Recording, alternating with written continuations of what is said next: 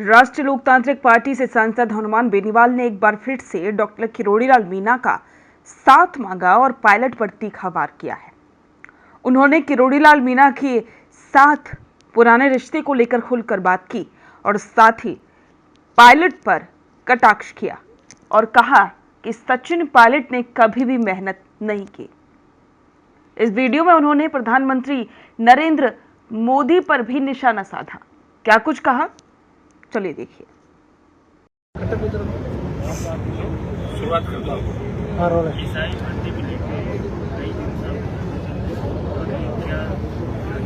देखिए, एसआई भर्ती को लेकर 21वां दिन हमारा हो गया यह शहीद स्मारक पे धरना स्थल पे। इस आंदोलन को 26 तारीख को 1 महीने से ज्यादा का समय होगा। 12 तारीख है और शुरू हुआ 25 दिन से ज्यादा हो गया। प्रेस कॉन्फ्रेंस करके हम शुरू किया। एसआई भर्ती के साथ साथ आरपीएससी का पुनर्गठन, एसआई भर्ती रद्द करें, पेपर लीक की तमाम घटनाओं से पर्दाफाश करें और लीक लेवल फर्स्ट जो पिछले सरकार के टाइम बड़ा हल्ला हुआ, हम लोगों ने शामिल करने के सदन स्टेट के अंदर लड़ाई ली जब ऐसी विधायक हो रहे थे और लीक लेवल सेकेंड को रद्द किया सरकार ने, लेकिन लेवल फर्स्ट को रद्द नहीं किया। मांग करते हैं लेवल फर्स्ट रद्द हो, उसकी सीबीआई जांच करें और एसआई भर्ती रद्द हो, क्योंकि एसओजी ने और पीएचक्यू ने साफ साफ कह दिया कि 400 से ज्यादा थानेदार भर्ती है। आज भी मैं प्रिंट मीडिया और इलेक्ट्रॉनिक मीडिया में देख रहा था कि 200 रडार पे और 100 पकड़े गए। तो आप ये बताएं कि भर्ती 35 दिन पहले पेपर आउट हो गया, तो ये तो मेरे को लग रहा है कि 865 में से 600 फर्जी लग रहे हैं मुझे कम से कम। हाँ, ये सही है, जो ईमानदारी से पट गया है उसका कोई रास्ता दूसरा निकले, लेकिन इस भर्ती को तो रद्द सरकार को करना चाहिए। सुप्रीम कोर्ट भी कह चुका, जहाँ आधे से ज्यादा फर्जी होते हैं वहाँ पर रद्द हो जानी चाहिए। ईओआरओ की भर्ती भी राजस्थान सरकार ने इस तरह रद्द करी। भजनलाल जी से हमारी ये मांग है, भजनलाल सरकार से, आपने सड़कों पे ये बात कही कि अगर हमारी सरकार आई तो ऐसा ही भर्ती रद्द करेंगे, आरपीएससी का पुनर्गठन करेंगे और तमाम बड़े मगरमच्छों को पकड़ेंगे। जब प्रधानमंत्री मोदी जी आए तो उन्होंने कहा था कि पाताल से भी पेपर लीक के माफियाओं को ढूंढ निकालूंगा और उनकी कमर तोड़ दूंगा। ये आज वायरल भी हो रहा है, ट्रोल हो रहा है सोशल मीडिया के ऊपर प्रधानमंत्री का भाषण। और कल प्रधानमंत्री जी बीकानेर से आ रहे हैं, जहाँ से पेपर लीक की घटनाएं जबरदस्त तरीके से, कई ट्रेनें बीकानेर जिले के भी इसमें लगे, कई पुरानी भर्तियों का आप बताए गुजरात के अंदर जाके पेपर लीक हो रहा, कहीं और हो रहा, कोई 2011 का पकड़ा जा रहा, कोई 2014 का। तो हम चाहते हैं कि जांच तेजी से चले। एसओजी के पास पर्याप्त मात्रा में स्टाफ भी नहीं, 30 का स्टाफ है एसओजी के पास, 17 आदमी डेप्यूट करें और कुछ मामले सीबीआई को दिए जाए, बड़े मगरमच्छ 1-2 पकड़े जाए ताकि अपने आप ही सारी पोल खुल जाए, पर्स खुल जाए। जितना नुकसान हुआ वो तो हो गया, कम से कम आने वाले बच्चों का फ्यूचर बर्बाद नहीं हो। इसको लेकर राष्ट्रीय लोकतांत्रिक पार्टी ने इस आंदोलन के अंदर हमने इस आंदोलन को अपने हाथ में लिया और 25 तारीख को मानसरोवर में 1 लाख जवान जुटेंगे, 1 लाख बेरोजगार छात्र जुटेंगे और आर पार की लड़ाई का ऐलान हमने किया है। एसआई भर्ती रद्द करने के साथ साथ आरपीएससी का पुनर्गठन, तमाम वो जवानों के मुद्दे, तमाम वो मामले जिसमें संविदा कर्मियों से लेकर बेरोजगार लंबे समय से सड़कों में जूझ रहे हैं, कई लोग तो रिटायरमेंट के नजदीक पहुंच गए, कोई नहीं सुनने वाला, कोई नहीं पूछने वाला। लोगों को पता है एक बार कांग्रेस है, एक बार बीजेपी, लोगों की आदत पड़ी राजस्थान के अंदर, तीसरी ताकत खड़ी हो नहीं सकती। एक कांग्रेस के लोग बीजेपी को बचाते हैं और बीजेपी के लोग कांग्रेस के उन मगरमच्छों को बचाते हैं और उनके मुंह में गुलाब जामुन डालते हैं मुख्यमंत्री, जो कहीं न कहीं आरोपी नजर आते हैं। तो मिलाजुली का खेल राजस्थान के अंदर है और मिलाजुली के खेल को खत्म करने के राष्ट्रीय लोकतांत्रिक पार्टी ने हुंकार भरी है, राजस्थान के जवानों ने हुंकार भरी और ये रैली सारे रिकॉर्ड तोड़ देगी और सरकार के घुटने टिकवा देंगे 25 तारीख को। और सब कमेटी देखिए आप, भजनलाल सरकार कितनी अक्षम है कि कुछ भी नहीं कर पा रही। मैं कह रहा हूँ अगर रद्द नहीं करो तो बोल दो रद्द नहीं कर रहे हैं, और करो तो वो लोग कर रहे हैं। मुझे लग रहा है कुछ न्यायालय पर छोड़ देंगे और वो अक्षम हो गई कि आप कुछ करने में सक्षम नहीं हो। आपने तो कहा था, और प्रधानमंत्री जी आखिर कितनी झूठ आप देश के अंदर बोलोगे। हर बार आपने बात कही, आपने पर्ची के माध्यम से मुख्यमंत्री यहाँ थोपा। किस तरह की स्थिति राजस्थान के अंदर बन गई। आज राजस्थान में सरकार कौन चला रहा है? माफिया सरकार के अंदर एंट्री कर गए, ब्यूरोक्रेट सरकार चला रहे। आपके बच्चों को बचाने के लिए, ब्यूरोक्रेट्स को बचाने के लिए आप जिंदा मक्खी निकलने का काम करो कि राजस्थान का जवान आपको माफ नहीं करेगा। और हमने कई 2018 की आरएससी भी हमने बताई, में बताई, कई तरह के सबूत आप मीडिया को दिए, एसओजी का पूछताछ नोट भी बताया, मिनिस्टर और कई लोगों का जिक्र था और इस सरकार के अंदर बैठे हुए बहुत से लोगों की पोल भर्ती खुल जाएगी अगर भर्ती रद्द हुई, इसलिए भर्ती को रद्द ये लोग नहीं करवाना चाहते। ठीक है।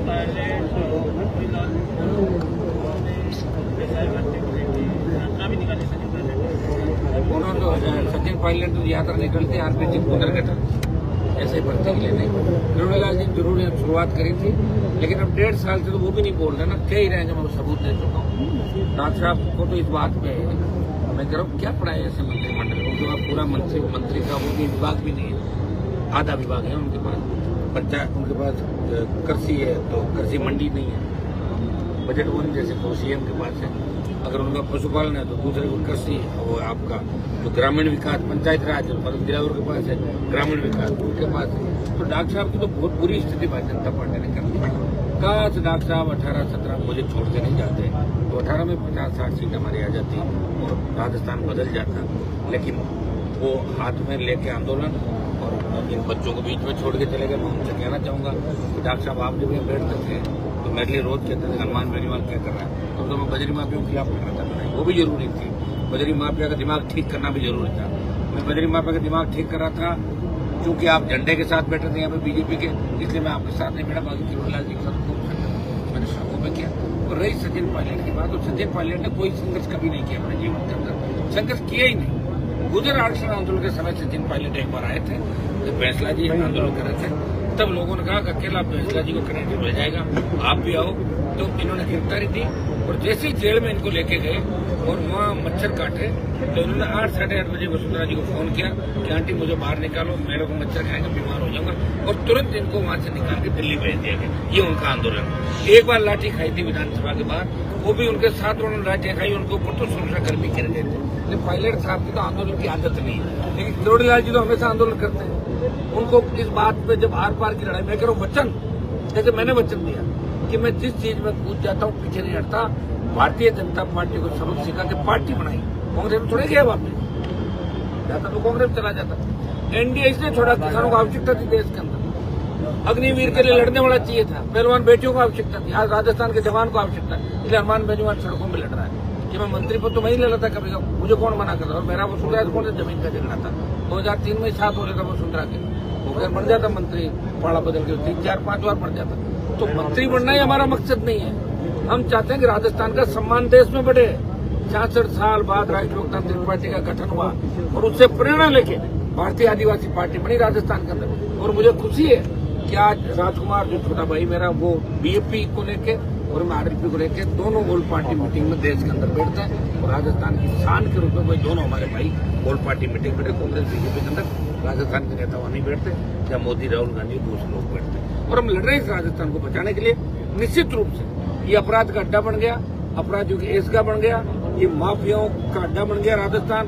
पेपर लीक की जो घटनाएं हो रही है, पेपर माफिया जिससे प्राइवेट यूनिवर्सिटी आ रहे हैं, फर्जी डिग्रियां बांटी जा रही है, राजस्थान के माथे पे जो कलंक लगा, इस कलंक को धोने का काम राष्ट्रीय लोकतांत्रिक पार्टी इन राजस्थान के जवानों के साथ मिलकर करेगी।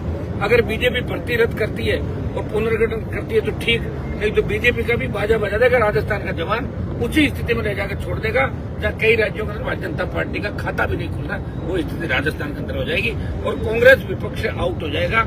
और तीसरे चौथे दल के रूप में जिस तरह यूपी बिहार के अंदर कांग्रेस तीसरे चौथे और पांचवें दल के रूप में आने में संघर्ष करा, वो स्थिति कांग्रेस पार्टी की राजस्थान होगी। क्योंकि जिस तरह ईडी में महेश जोशी पकड़े गए और 5-6 बड़े नेता पकड़ने की कगार पे कभी भी पकड़ा जा सकता है, इसलिए वो इस तरह का बयान कभी मोदी जी खुश करने के लिए रहते हैं, कभी कहीं जाते हैं। कभी भजनलाल जी ने कहा कि रात के अंधेरे में कांग्रेस के नेता मेरे से मिलना आते हैं, और ये सही बात है, इसे नहीं पकड़ रहे, लेकिन आप चिंता नहीं करें, उनको भी पकड़वा देंगे। मेरा काम अब एक ही है कि जो बच्चे हुए हैं उनको मैं सबको पकड़वाऊं और जेल के अंदर जाए, ताकि दोबारा ऐसा घपला घोटाला राजस्थान के जवानों के साथ धोखा नहीं। ठीक है, धन्यवाद धन्यवाद।